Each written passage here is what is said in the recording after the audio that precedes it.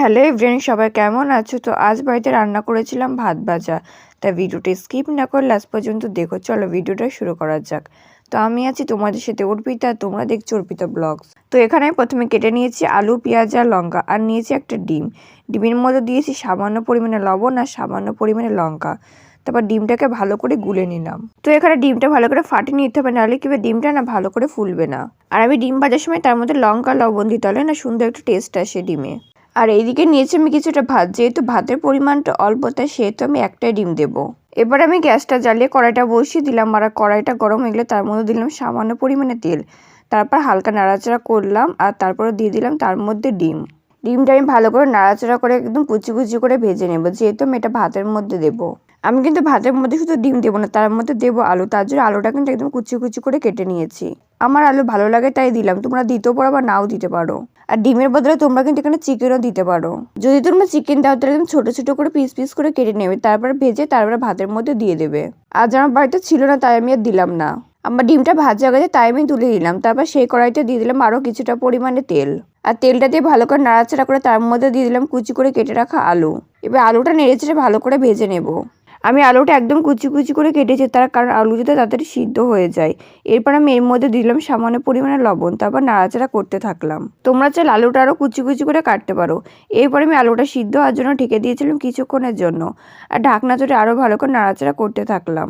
আমি আলুটা কিছুক্ষণ নাড়াচাড়া পরে এর মধ্যে দিয়ে দিলাম সামান্য পরিমাণে হলুদ আর সামান্য পরিমাণে লঙ্কার গুঁড়ো। আমি কিন্তু এখানে ঝাল লঙ্কার গুঁড়ো দিয়েছি, তোমরা চাইলে কাশ্মীর লঙ্কার গুঁড়ো দিতে পারো। দেখতে পাচ্ছি আলুটা বাদামি কালার করে ভাজা হয়ে গেছে, তাই আমি তুলে নিলাম। তারপর সেই কড়াইতে দিয়ে দিলাম আরও কিছুটা পরিমাণে তেল। তারপর তেলটা গরম হয়ে গেলে হালকা নাড়াচাড়া করে তার মধ্যে দিলাম কুচি করে কেটে রাখা পেঁয়াজ আর কুচি করে কেটে রাখা কাঁচা লঙ্কা। এবারে ভালো করে নাড়াচাড়া করে আমি ভেজে নেব। যতক্ষণ না পেঁয়াজের কালারটা একটু বাদামি কালারে হয়ে যায় ততক্ষণ আমি নেড়েচেড়ে ভাজতে থাকবো। বন্ধুরা, তোমরা কে কোথা থেকে ভিডিওটা দেখছো অবশ্যই কিন্তু আমাকে কমেন্ট করে জানিও। আমি পেঁয়াজটা হালকা নেড়েচেড়ে তার মধ্যে দিয়ে দিলাম সামান্য পরিমাণে লবণ, তারপর আবার ভাজতে থাকলাম। বন্ধুরা, তোমরা চাইলে এর মধ্যে ক্যাপসিকাম এবং গাজর বিটও দিতে পারো, কিন্তু আমি আর দিইনি। আমার কাছে এরকম প্লেনই বেশি ভালো লাগে। আমার পেঁয়াজটা প্রায় ভাজা হয়ে গেছে, তাই তার মধ্যে আমি দিয়ে দিলাম ভাত। আমি ভাতটা দিয়ে ভালো করে নাড়াচাড়া করতে থাকলাম। আর হ্যাঁ, ভাত দেওয়ার আগে ভাতে যদি কোনো দলা থাকে তাহলে সেগুলো কিন্তু ভেঙে দিও। আমি এই সময় গ্যাসটা একদম মিডিয়ামে রেখেছিলাম, কারণ জোরে দিলে কি হয় ভাতটা পুড়ে যাবে। তাই গ্যাসটা বেশি জোরে দেওয়া যাবে না। আমি ভালো করে নাড়াচাড়া করার পর তার মধ্যে দিয়ে দিলাম আলু। এবার ভাতটাকে ভালো করে মেশাতে থাকবো। বন্ধুরা, তোমরা যারা চ্যানেলটা সাবস্ক্রাইব করেন তার ভিডিওতে লাইক করে চ্যানেলটা সাবস্ক্রাইব করে দিও। আর পাশে থাকা বেল আইকনটিকে অবশ্যই প্রেস করো, যাতে পরবর্তী নোটিফিকেশন সবার আগে তোমার কাছে পৌঁছায়। এটা কিন্তু একদম সহজ রান্না, মানে যখন হাতে সময় থাকে না বা রান্না করতে ইচ্ছা করে তখন কিন্তু এরকম বানিয়ে নেওয়া যায়। আর এটা তার সাথে খেতে হয় কিন্তু খুবই সুস্বাদু। সেদিন আমার বাড়িতে মা ছিল না, আমার রান্না করতে ইচ্ছা করছিল না, কিন্তু খেতে তো হবে, তাই চটপট বানিয়ে নিয়েছিলাম এই সুস্বাদু ভাত ভাজা। যেহেতু বাড়িতে একা ছিলাম তাই কি করবো বুঝে পাচ্ছিলাম না, তাই এটাই বানিয়ে নিয়েছিলাম। আমি ভাতটা কিছুক্ষণ ভাজা পরে এর মধ্যে দিয়ে দিলাম ডিম। এবার ভালো করে ডিমটা ভাতের সঙ্গে মিশিয়ে নেব। আমার রান্না কিন্তু প্রায় শেষের পথে, তাই আমি দিয়ে দিয়েছি ডিম। আসলে সব শেষে ডিম দিয়ে তেমন আর রান্না করতে হয় না।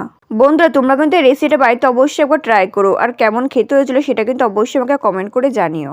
আমি আশা করবো রেসিপিটা তোমাদের কাছেও খুবই ভালো লাগবে। আর সবশেষে যদি একটু ঘি দেওয়া যায় তাহলে না খুবই ভালো হয়, তোমরা কিন্তু অবশ্যই দিও। আমি আর দিইনি, কারণ কি বলতো তাড়াহুড়োতে আমার না মনে ছিল না। প্রথমে তো ভাবছিলাম ভিডিওটা করবো না, কিন্তু করলাম, ভাবছিলাম যে না তোমাদের সঙ্গেও শেয়ার করি। তো বন্ধুরা, আমার ভাত ভাজা কিন্তু একদম রেডি হয়ে গেছে, এবার শুধু নামিয়ে নিলেই হয়ে গেল। আজকে ভিডিও তোমাদের কাছে কেমন লাগলো অবশ্যই কমেন্ট করে জানিও। আর ভিডিওতে একটা লাইক করে চ্যানেলটা সাবস্ক্রাইব করে পাশে থেকো। আজকের ভিডিওটা এই পর্যন্ত, দেখা হয় পরবর্তী ভিডিও। ততক্ষণ পর্যন্ত সবাই সুস্থ থেকো, ভালো থেকো, বাই।